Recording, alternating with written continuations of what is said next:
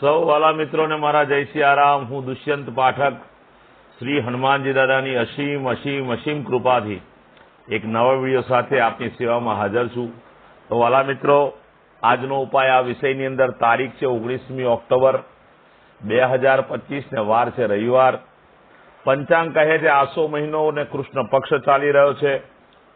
ઉત્તર ફાલ્ગુની નક્ષત્ર છે અને ઇન્દ્ર યોગ છે।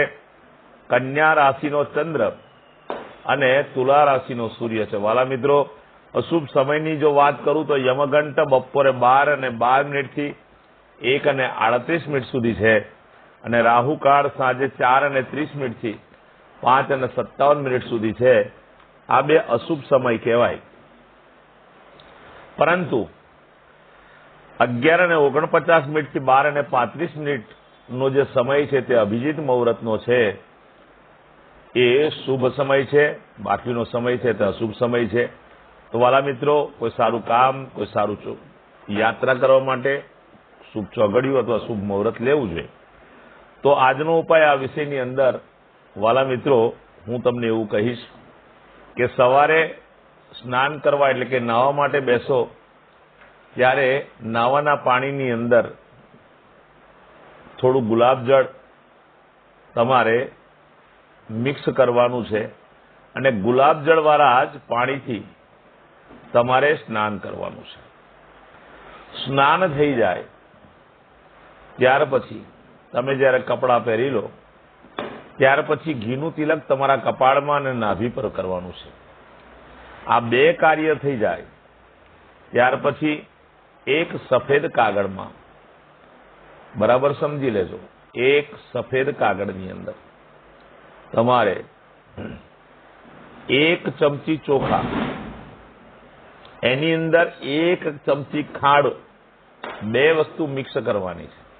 એની એક પડીકી બનાવવાની અને તે પડીકી 24 કલાક માટે તમારા ખિસ્સામાં જ રાખવાની છે।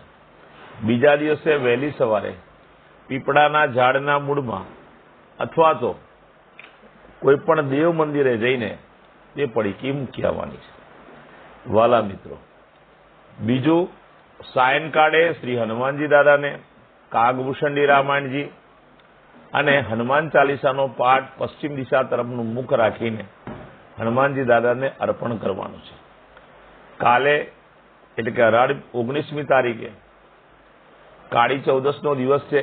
આપ સૌ જાણો છો કે કાળી ચૌદસનો દિવસ શ્રી મહાકાલીનો પૂજનનો દિવસ છે, સાથે સાથે મારા હનુમાનજી દાદાના પૂજનનો પણ દિવસ છે। તો તમે એક હનુમાન ચાલીસા, કાગભૂષણજીનો પાઠ અને સાથે સાથે જો સમયની અનુકૂળતા હોય તો તમે જો સુંદરકાંડનો પાઠ દાદાને અર્પણ કરશો તો તમારા માટે બહુ શુભ ચિહ્ન હશે। વાલા મિત્રો, રાત્રે સૂતા પહેલા તમારી જ પથારીમાં બેસી પલાઠી વાળીને તમે જે દિશા તરફનું તમારું મુખ હોય તો તે દિશામાં મુખ રાખીને તમારે ઓમ કૃષ્ણાય વાસુદેવાય હરે પરમાત્મને પ્રણત ક્લેશનાશાય ગોવિંદાય નમો નમઃ આ મંત્ર યથાશક્તિ બોલવાનો છે। વાલા મિત્રો, જેનો જન્મદિવસ 19મી ઓક્ટોબર 2025 ને રવિવારના દિવસે છે તે બધા જ મારા વાલા મિત્રોને જન્મદિવસની શુભકામના છે। મેં કહ્યું તે પ્રમાણે તમારે સ્નાન કરવાનું, મેં કહ્યું તે પ્રમાણે તમારે કપાળની અંદર અને નાભી પર ઘીનું તિલક કરવાનું અને ત્યાર પછી તમારે બીજું એક કાર્ય કરવાનું છે કે નાના નાના બાળકોને તમારે સૂકા મેવામાં કાજુ આવે છે એ કાજુ વેચવાના છે। યથાશક્તિ તમારી જે ઈચ્છા હોય એટલા તમે કાજુને વેચી શકો। કાજુ અથવા કાજુ કતરીની મીઠાઈ આવે છે, આ બંનેમાંથી ગમે તે તમે વેચશો। આખું વર્ષ ભગવાન તમારી પર કૃપા કરશે, તમારું આખું વર્ષ આનંદ સહિત પસાર થશે। વાલા મિત્રો, જેની મેરેજ એનિવર્સરી 19મી ઓક્ટોબર 2025 ને રવિવારના દિવસે છે તેવા મારા વાલા મિત્રોએ કાલે એક ખાસ કામ કરવાનું છે। સ્નાન કરી પોતાના જ વડીલોના ચરણ સ્પર્શ કરવાના છે અને કોઈ પણ વૃદ્ધાશ્રમમાં, કોઈ પણ અનાથ આશ્રમમાં અથવા જરૂરિયાતમંદ વ્યક્તિને તમારે અનાજનું દાન કરવાનું છે, જેમાં ચોખા મુખ્યત્વે છે, મગ એ પણ મુખ્ય છે. જો ચોખા અને મગનું દાન તમે કરશો, તમને ભગવાનની કૃપા મળશે. આખું વર્ષ તમારું અને તમારી પત્નીનું વ્યવસ્થિત આનંદ સહિત નિરોગી રીતે પસાર થશે. તો આ હતો આજનો ઉપાય. વાલા મિત્રો, મારા બધા જ વિડીયો યુટ્યુબ પર હોય છે, ફેસબુક પર હોય છે અને ઇન્સ્ટાગ્રામ પર હોય છે. આપ આ વિડીયો જોવાનું જો ભૂલી જાઓ તો દુષ્યંત પાઠક નામની મારી ચેનલ છે, તમે સર્ચ કરજો, તમને મારા બધા જ વિડીયો જોવા મળશે. આ વિડીયો પણ જોવા મળશે. તમે ઉપાય કરજો. જ્યારે સતત અને નિરંતર તમે જ્યારે આ ઉપાય કરશો તો ચોક્કસ એક સમય એવો આવશે જેમાં ગ્રહો તમારા બેલેન્સ થઈ જશે. તમારા જીવનમાંથી દુઃખ, પીડા અને ચિંતા, ટેન્શન બધું દૂર થશે. ભગવાન તમને સફળતાનો શિખર સર કરાવશે.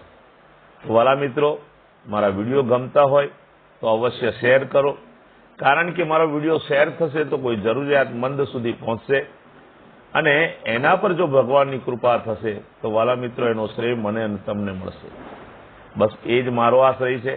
કાલે કાળી ચૌદસનો દિવસ છે, મારા હનુમાનજી દાદાનો દિવસ છે. તો ખાસ મારા વાલા મિત્રોને એક પ્રાર્થના કરું છું, કાલે હનુમાનજીના મંદિરે જઈ એમના મુખના દર્શન કરશો, પરમ આનંદની અનુભૂતિ થશે.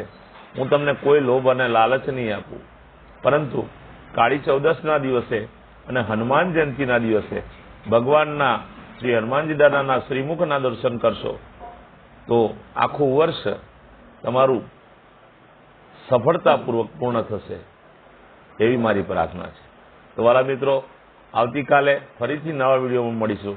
આજે આપ સૌને ધનતેરસની શુભકામના. ભગવાન તમને લોકોને સુખી રાખે અને તમારા ઘરમાં ધન અને સમૃદ્ધિ વધે. જય સિયારામ.